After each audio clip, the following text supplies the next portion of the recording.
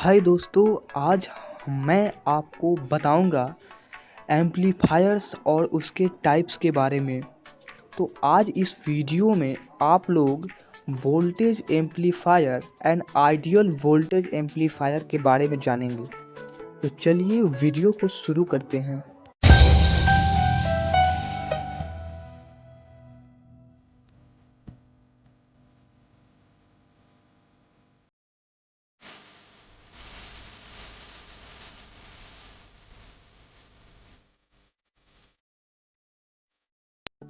Hi guys, आज हम लोग बात करने वाले हैं एम्पलीफायर्स के बारे में।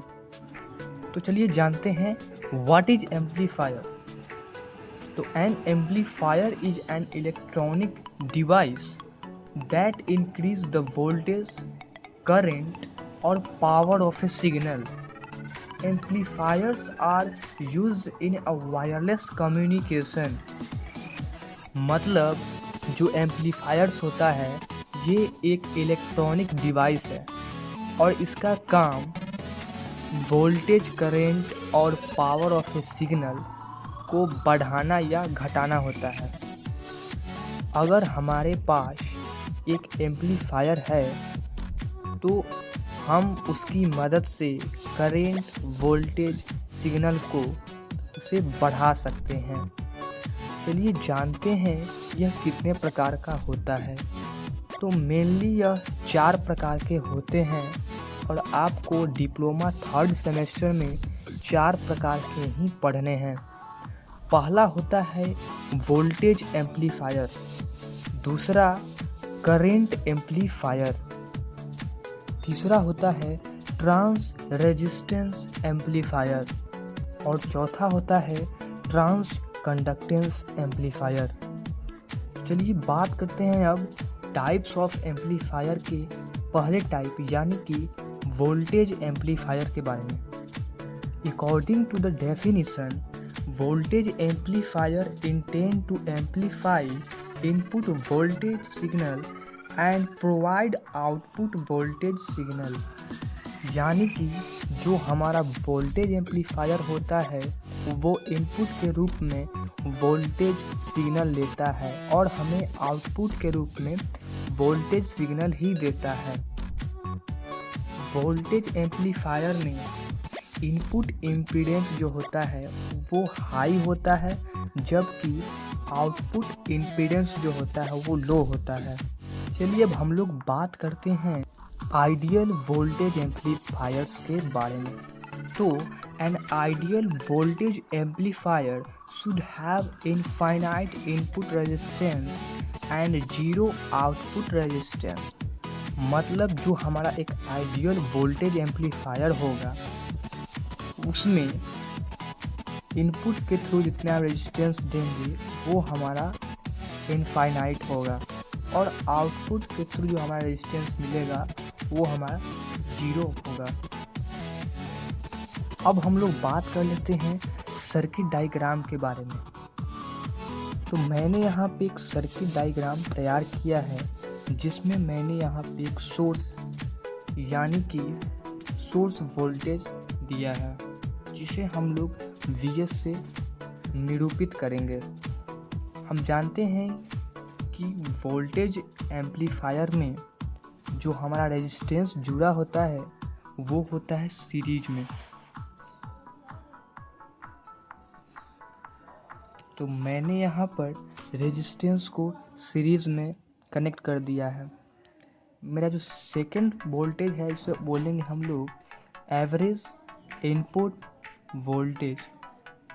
ये हमारा रेजिस्टेंस, इसे हम लोग सोर्स रेजिस्टेंस बोलेंगे। ये हमारा इनपुट रेजिस्टेंस होगा, ये हमारा लोड रेजिस्टेंस होगा और ये हमारा आउटपुट रेजिस्टेंस होगा।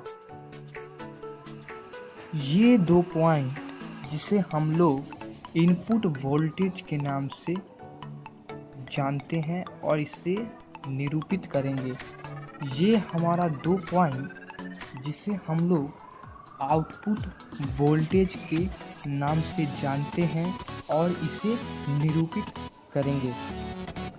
हमारा ये dotted green line amplifier circuit का काम करता है। यहाँ पे इनपुट रेजिस्टेंस जो होगा वो ग्रेटर होगा सोर्स रेजिस्टेंस के। यहाँ सोर्स रेजिस्टेंस है और ये है इनपुट रेजिस्टेंस, जो कि ये ज़्यादा होगा इससे। तो ये था पहला केस। दूसरा केस है हमारा ये, जो लोड रेजिस्टेंस होगा, लोड रेजिस्टेंस ये आउटपुट रेजिस्टेंस से भी ज़्यादा होगा, ठीक है। थर्ड केस की हम लोग बात करें, जो हमारा इनपुट वोल्टेज होगा वो सोर्स वोल्टेज के, इनपुट वोल्टेज सोर्स वोल्टेज के नियर इक्वल होगा या बराबर होगा। चौथा केस जो है वो हमारा आउटपुट वोल्टेज है, जो कि एवरेज इनपुट वोल्टेज के नियर इक्वल होगा या बराबर होगा। इस प्रकार से हम दोनों का एवरेज या अनुपात निकाल सकते हैं। जैसे average is equal to voltage output voltage by input voltage. ये वाले समीकरण से मैंने एवरेज का मान निकाला तो हमें output voltage by input voltage प्राप्त हुआ। यहाँ पर इक्वेशन थर्ड से हमें ये पता चलता है कि output voltage by input voltage जो है वो सोर्स वोल्टेज के नियर इक्वल या बराबर है। तो इसलिए हम लोग लिख सकते हैं output voltage bye source voltage. This is final equation. तो दोस्तों उम्मीद करता हूँ कि आपको voltage amplifier, ideal voltage amplifier समझ में आया होगा। ऐसे ही वीडियो को देखने के लिए Sharma ji engineering YouTube channel को सब्सक्राइब जरूर करें। मिलेंगे अगले नेक्स्ट वीडियो में। नेक्स्ट वीडियो हमारा होगा current amplifier and ideal current amplifier. तो तब तक के लिए नमस्कार।